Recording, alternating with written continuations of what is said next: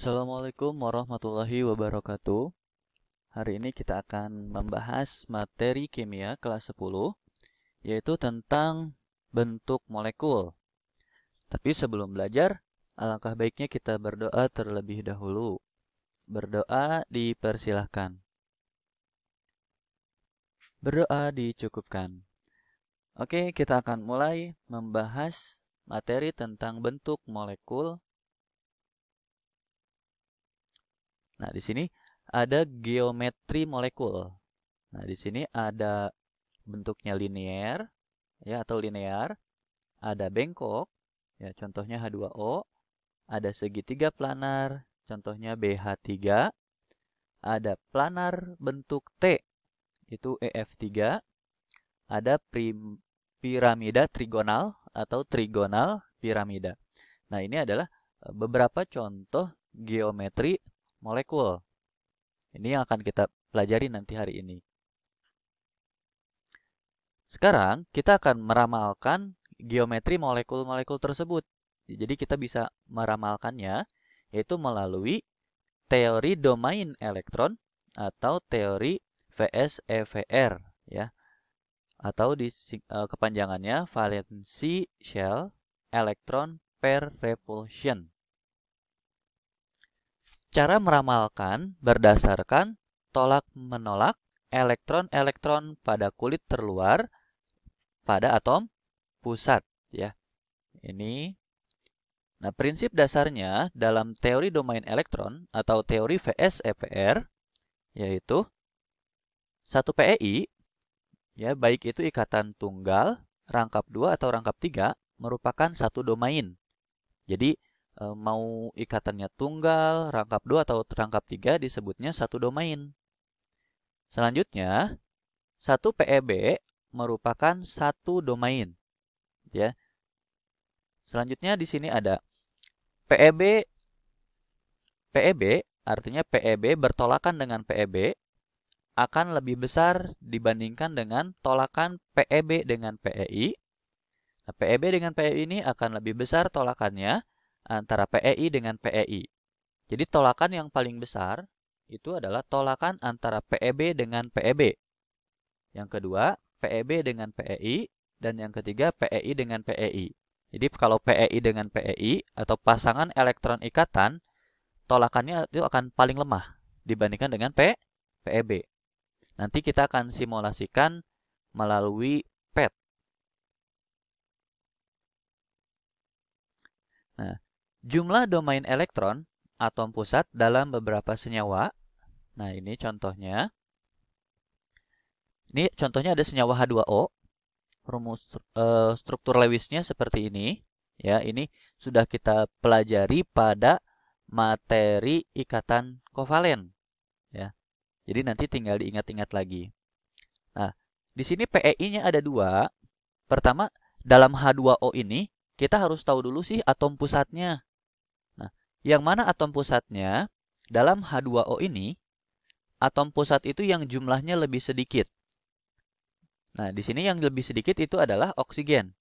Karena H-nya ada 2, oksigennya ada 1. Maka atom pusatnya itu adalah oksigen. Maka hidrogen ini bertindak sebagai PEI. Karena hidrogennya ada 2, maka PEI-nya ada 2. Sedangkan PEB atau pasangan elektron bebas itu dilihat dari atom pusatnya. Ya, PEB atom pusat. Di sini di atas ada satu pasang, di bawah ada satu pasang. Maka PEB-nya ada 2. PEI-nya ada 2, PEB-nya ada 2. Jumlah domain elektronnya berarti ada 4. Selanjutnya, ada contoh CO2. CO2 atom pusatnya adalah C, ya, karena C-nya ini ada 1, oksigennya ada 2. Maka si C posisinya di tengah-tengah. Ya, yang namanya atom pusat itu pasti di tengah-tengah. Nah, dalam CO2 ini ada ikatan rangkap 2. Ya. Ada ikatan rangkap 2. Tapi tetap ingat tadi, mau ikatan tunggal, rangkap 2 ataupun rangkap 3, domainnya dihitung 1. Jadi ini PEI-nya itu ada 2. Ya, karena oksigennya ada 2. Jadi tidak dihitung ada 4 PEI-nya. Tetap ada 2. Nah, si C, dia tidak punya PEB. Maka PEB-nya 0. Nah, jumlah domain elektronnya yaitu 2. Ya. Ini penjumlahan antara PEI dengan PEB. Selanjutnya ada SO2. SO2 berarti atom pusatnya adalah S. Ya, di sini S dikelilingi oleh 2O. Maka PEI-nya ya, itu ada 2. Ya, ini 1, ini 2. Atau bisa dilihat dari sini. O-nya ada 2. Maka PEI-nya 2. Atom pusatnya, PEB dari atom pusatnya di sini, si S, itu punya 1 PEB. Punya 1 pasangan elektron bebas. Maka jumlah domain elektronnya yaitu ada 3. Nah, ini cara menentukan nanti jumlah PEI-nya dan jumlah PEB kalau melihat dari struktur Lewis. Jadi, silakan diingat-ingat lagi atau dibuka lagi videonya tentang ikatan kovalen.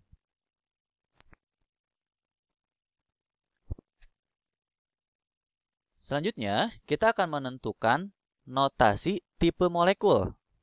Nah, tipe molekul di sini kita menggambarkannya AX, N, E, M ya, atau AXE nih. Nah, di mana A itu adalah atom pusatnya. X di sini adalah domain elektron ikatan. Ya, domain elektron ikatan atau PEI-nya. Sedangkan E itu adalah domain elektron bebas. Ya, jadi ingat ya, yang dipakainya adalah domain. E domain elektron bebas, N jumlah domain PEI, sedangkan M itu jumlah domain PEB. Nanti kita akan belajar bagaimana cara menentukan notasi tipe molekul ini. Cara merumuskan tipe molekul, nah di sini untuk menghitung E di sini, itu ada rumusnya. E sama dengan EV atau elektron valensi. Nah, ini elektron valensinya dari atom pusat. Dikurangi X dibagi 2. Oke, nah X di sini apa? Ya ini X-nya. Ya, X dari sini. Ya, EV adalah jumlah elektron valensi atom pusat. E jumlah domain elektron bebas. X jumlah domain elektron terikat. Nah, di sini biasanya jika X adalah unsur oksigen yang nomor atomnya 8 atau belerang yang nomor atomnya 16, maka X itu adalah dikali 2. Tapi yang dikali 2 itu dalam rumus ini, bukan di tipe molekulnya ya. Nah, tapi dari rumus untuk mencari E. Nah, kita akan contohkan. Nah, di sini ada ini dulu nih, bentuk molekul berdasarkan notasi bentuk molekul. Jadi kalau nanti notasi molekulnya itu adalah AX2, maka nama bentuk molekulnya adalah linear. Contohnya pada senyawa BeCl2.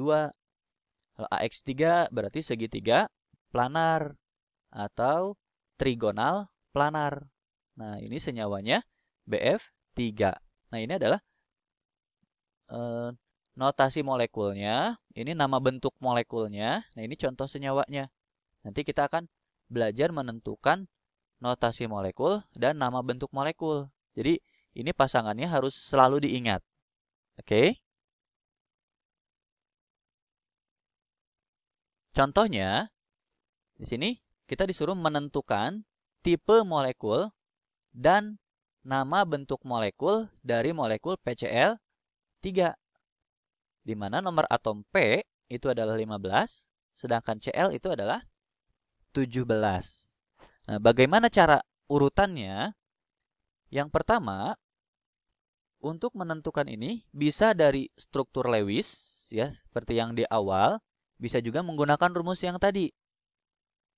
Langkah yang pertama yang perlu kita lakukan adalah tentukan atom pusatnya. Ya, tadi atom pusat itu adalah unsur yang lebih sedikit. Di mana dalam PCl3, ya dalam PCl3 ini yang lebih sedikit itu adalah P. Maka P di sini adalah atom pusat. Yang kedua, konfigurasi elektron atom pusat. Nah, jadi atom pusatnya kita konfigurasikan. Di mana P itu kan nomor atomnya 15.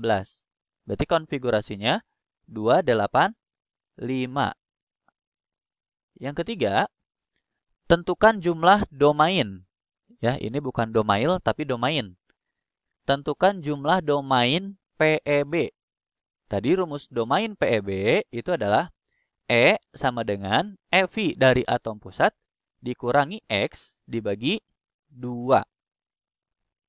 Nah, karena X-nya, X di sini apa?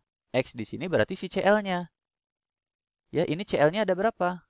Ada 3. Maka nanti si X-nya di sini adalah 3.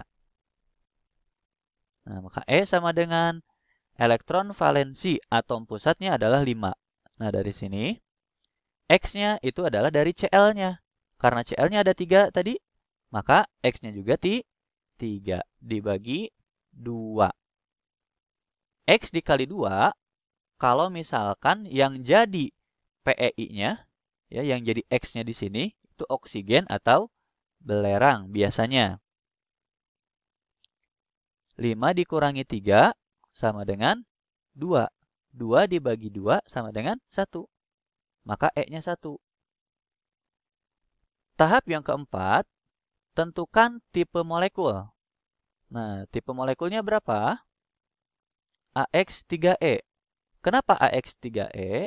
Tadi, A itu adalah atom pusat, jadi udah pasti ditulis. X itu adalah domain PeI. Nah, ini PeI-nya ada 3. Karena P itu adalah atom pusat, maka Cl adalah PeI. Nah, kan tadi PeI-nya kan ada 3 nih. Maka X-nya juga ada 3. E, yang ini. E-nya kan 1. Ya, berarti kalau 1 kan angka 1-nya tidak usah ditulis. Maka hasilnya adalah AX3E. Yang kelima, tentukan nama bentuk molekul. Nah, nama bentuk molekulnya adalah segitiga piramida atau trigonal planar. Ini dari mana? Dilihatnya tadi dari tabel sebelumnya. Nah, ini adalah contoh menentukan tipe molekul dan nama bentuk molekul. Nah, sekarang kita akan mensimulasikan bagaimana bentuk molekul menggunakan PET Colorado. Ya, di sini kita akan coba. Nah, di sini kita klik. Nah, ini molekul geometri ya. Ini namanya. Coba kita lihat di sini. Nah, yang biru yang tengah-tengah ini adalah atom pusat. Sedangkan yang 2 ini adalah PeI. Coba kita dekatkan antara PeI dengan PeI. Oh, tidak bisa. Ya. Karena tadi berdasarkan teori PSEPR itu akan ada yang namanya tolakan, ya. Ini antara PeI akan melakukan tolakan dengan PeI. Sehingga ketika kita memaksakan untuk didekatkan, mereka tidak akan mendekat. Karena tadi ada yang namanya tolakan. Nah, urutan kekuatan tolakan itu adalah PeB dengan PeB itu tolakannya akan lebih besar dibandingkan dengan PeB dengan PeI, atau akan lebih besar lagi dengan PeI dengan PeI. Ya. Ini atom pusatnya ada 1, PeI-nya ada 2. Tidak ada PeB. Maka tipe molekulnya adalah AX2. Nah, AX2 itu adalah linear. Nah, ini bentuk molekul linear. Sekarang coba kita tambahkan bonding atau ikatan atau PeI. Ya, kita tambahkan. Nah, jadi bergerak karena akan ada tolakan. Oke. Nah, kita hapus lagi 1. Kita tentukan ini. Nah ini sudutnya. Sudutnya itu adalah 180. Tapi kalau kita tambahkan ikatannya 1, berkurang. Ya, jadi 120. Ya, jadi semakin mendekat. Nah, ini berarti AX3. AX3 itu adalah trigonal planar. Oke, nah ini adalah bentuk molekul dari trigonal planar. Kita hilangkan 1. Nah, ini awalnya 180. Ketika ditambahkan PEI 1 jadi 120. Lalu bagaimana kalau misalkan kita tambahkan ini lone pair atau PEB? Kalau kita tambahkan PEB jadi berapa? Ya, ini 120 ya. Ini kalau kita tambahkan 1 lagi. Nah, ini sudutnya 109,5. Ya, ini selanjutnya kalau ini kita hapus ya. Nah, jadi nanti kalau kalian bisa mempraktekkan, ya kalian mau bentuknya apa? Ini AX2. Kalau tadi tambahin 1, ini adalah AX3. Kalau kita tambahkan 1 lagi, AX4, yaitu tetrahedral. Nah, tetrahedral, coba lihat bentuknya. Nah, jadi kalau PEI-nya ada 4, itu bukan berarti seperti membuat apa ya? Segi 4 ya. Tapi tidak, ya, lihat bentuknya tetrahedral. Nah, seperti ini. Kalau ini hilangkan 1. Ya, nah ini tadi trigonal planar. Kalau kita tambahkan PEB. Nah, ini trigonal piramida. AX3E. Ya, PEI-nya ada 3, PEB-nya ada 1, berarti AX3E. Kalau tambahin lagi, nah ini trigonal bipiramida, ya, trigonal bipiramida AX3E2. Nah, PEI-nya ada 3, PEB-nya ada 2. Nah, ini adalah bentuk molekul ya secara 3 dimensinya. Nah, ini atau T-shape. Ya, T-shape itu adalah bentuk T ya, ini bentuk T. Nah, ini adalah contoh bentuk molekul menggunakan aplikasi PET Colorado. Nanti bisa kalian praktekkan ya, nanti untuk linknya akan di-share di deskripsi. Nah, mungkin untuk pembelajaran bentuk molekul kita cukupkan sampai di sini. Terima kasih. Assalamualaikum warahmatullahi wabarakatuh.